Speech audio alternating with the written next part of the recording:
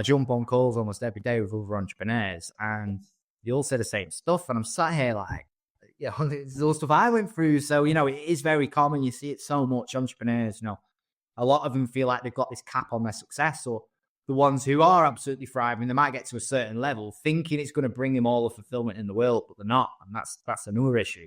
At least at the other end of the spectrum, you think, if you're not fulfilled, but you've not created success yet, you think, well, when I get to that level, I'm going to have the success. Yeah. So at least you've got hope. But when you're at that level and you're at a high level, you're like, well, I've got everything. I've got the cars, I've got the house, I've got a thriving business, I've got the freedom, whatever. But I still feel like shit. Well, that's the dangerous place to be in, because a lot of them don't know where else to turn. But it's the reason for that is nothing wrong with their external environment, what's going on internally, and that can be changed by getting down to the root cause of it. What was at the root cause of your difficulties then? Yeah, great question, Ollie. So for me, I went back to 8 months old, and I was in my cot in our old kitchen. That far.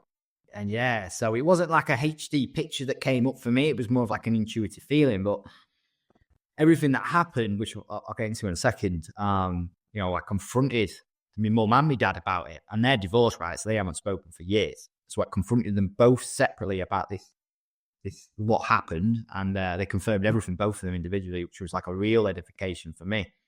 But so I was 8 months old. I was in my cart. I was in my old kitchen. This kitchen, by the way, it got renovated when I was like 5 years old. So I shouldn't have been able to remember it, but I did.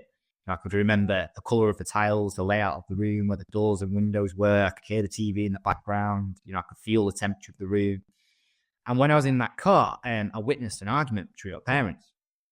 And it was the first time the emotion of fear came up. For the first time in my life, I experienced at 8 months old fear. And I felt like I wasn't capable of dealing with it. I was like, what's this emotion? What's going on? Like, oh, I don't like this. And it was like I was suppressing it straight away. I was trying to resist it. And by doing that, I created a decision about myself that I am weak. And then what happened? I grew up into an adult, still carrying this belief, but it's so deeply suppressed that it's completely out of my awareness. Like, I'm oblivious. If you tried to tell me that I had this belief about myself, I would probably laugh at your face. What are you on about? But yeah, it was there. And then it's the most unconscious stuff that we have going on for us that actually has the most power over our lives. And that started to then riffle into all my thoughts, all my emotions, all my behaviours, which then gave me the result of lack of fulfillment. It was capping my success. And I just couldn't seem to break past it, and I started looking for solutions to this externally in my external world, acquiring more knowledge, working with mentors and coaches, which is great.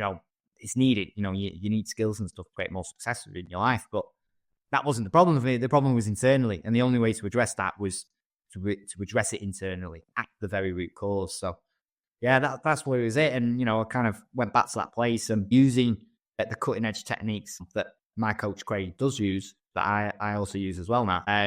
He found it and he just shattered that belief straight away. And here's the thing, right?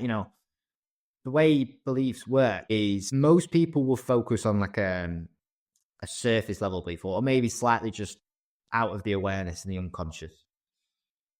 But beliefs they don't work on their own. They work as a pact.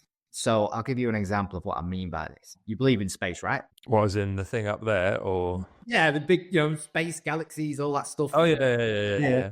Cool. So because you believe in space, do you believe we have a moon? Yes. Yeah, okay. So you believe in Mars, you believe in Jupiter, you believe in Saturn, you believe Saturn has... So does Elon Musk. Yeah. You believe that Saturn has a big ring around it. Jupiter's a gas giant. You might believe that, one of the biggest mountains in the galaxies is on Mars, and Mars is a big red planet. You might believe that, it used to have an atmosphere. You might believe in black holes and everything. Like, based on that one belief that you created about space, you can create hundreds. That's what you mean, yeah.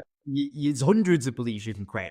And let's say we wanted to go in and for whatever reason, we wanted to, this belief about Mars was causing us a problem, right? So, we could shatter that belief. I could put you in a room, with 50 scientists, best scientists in the world, presenting you with all this evidence and data that Mars doesn't exist. It's fake. And you probably believe that, right? If you saw enough to kind of shatter that belief. But just because you do now shatter that belief about Mars, well, you still believe there's a moon. You still believe in Jupiter. You still believe in, everything else, black holes or whatever. So what if actually we went and put you in a room with 50 scientists and shows you all this, information and evidence that space didn't exist, like it didn't exist. Like there's just no denying with this evidence that space exists. It was all a lie. Well, if we shattered that belief, then every belief that you've created about space, you'd be like, well, what about Jupiter? What about Saturn? What about Mars? What about black holes? What about stars? What about the moon? It would shatter all them beliefs. So this is where people go wrong. They try and focus on more kind of the surface level stuff where, if these were all limiting beliefs, I'm just using this as an example, right? You could just shatter one limiting belief. But if you get down to the root, if you pull that out, you can shatter hundreds of limiting beliefs.